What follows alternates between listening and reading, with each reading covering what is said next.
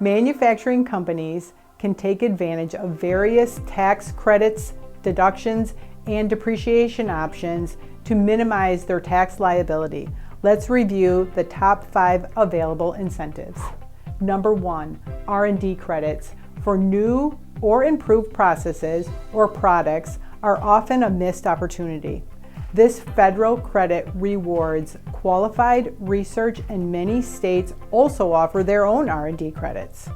Domestic R&D costs can be expensed immediately, and any unused federal credit generally carries forward up to 20 years.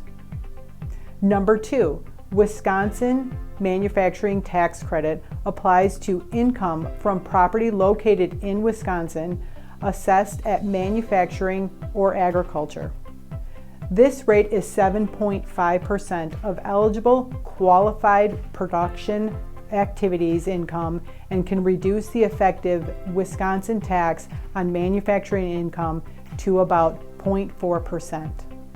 Number 3, if you hire individuals from certain targeted groups, you could be eligible for the Work Opportunity Tax Credit. The amount of the credit will vary depending on the targeted group and amount of wages paid per employee in the group and is available through 2025.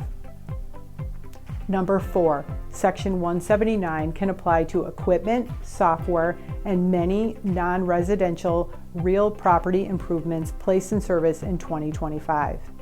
In addition, 100% bonus depreciation is available for eligible property acquired and placed in service after January 19, 2025. And finally, the Qualified Business Income Deduction, known as QBI or Section 199A, deduction allows a 20% deduction of qualified business income.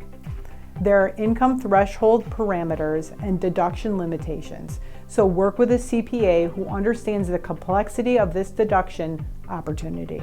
These 5, combined with multi-state nexus, sales, and use tax strategies, will help you offset your tax liabilities and should be a part of your yearly tax plan.